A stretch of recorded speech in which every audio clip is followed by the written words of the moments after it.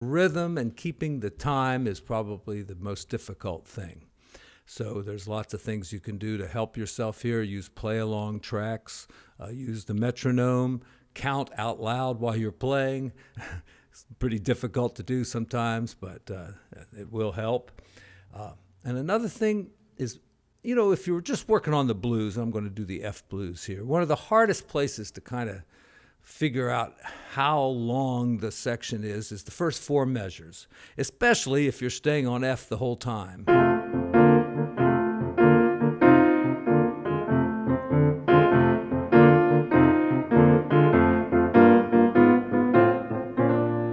So those four measures can be, hard to keep track of.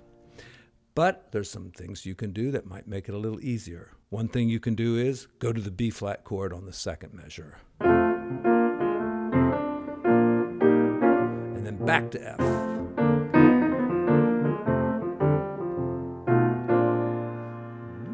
A zillion cool things you can do on the first four measures. And I'm just going to show you some of those things today. So one thing, I think it was an Allman Brothers record that I got this idea from, but I could be wrong about that. Start with F. Go to an F diminished. Kind of keep moving those top notes down, like to a B flat minor or a B flat minor 6. And then back to F. And then kind of like something that takes you to the B flat. So let me try a little bit of that.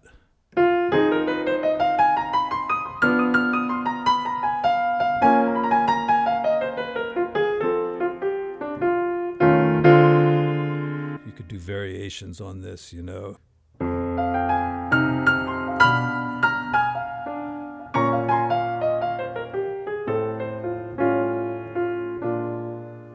another thing that you can do is move back and forth between F and B flat a lot.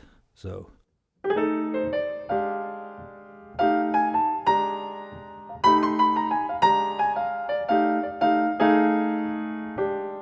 there's a cycle of fifths thing that you can do also.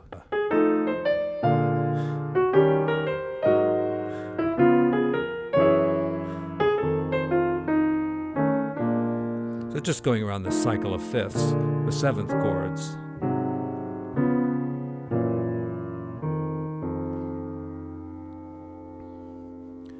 And by the way, if you haven't taken stuff through the cycle before, it'd be a good time to learn how to do this.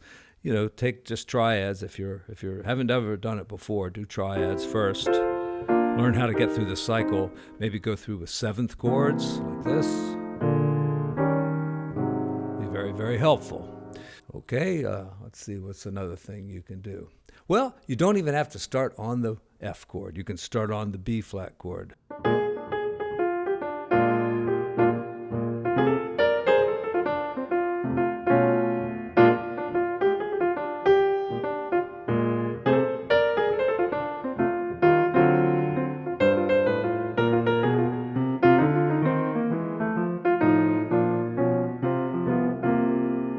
Yeah, so it ends up having the first two lines, the first four measures and the next four measures being a lot the same, but it works. And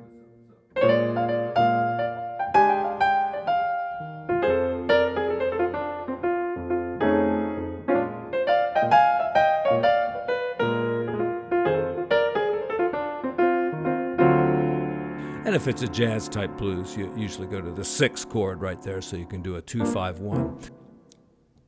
We're really digging deep into the jazz world here, but if you start on an F major seventh chord, it kind of will indicate to the other band members that you're going to take the Charlie Bird Parker approach here and go like... and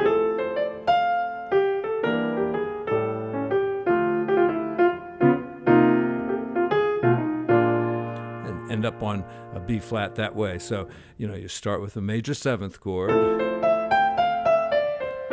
half diminished here, and this is a 2-5-1 to the relative minor, and then you can kind of move that down, and you have a 2-5-1 to the 4 chord. B flat. So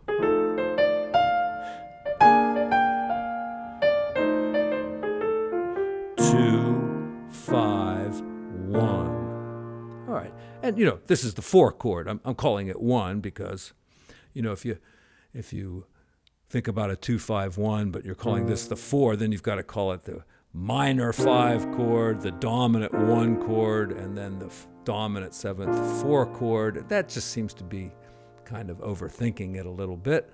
It's correct, of course, but and you'll see it that way, especially in some older jazz books. But just think of it as a typical 2-5-1, 2-5-1, and 2-5-1s can go to a major, a minor, or a dominant.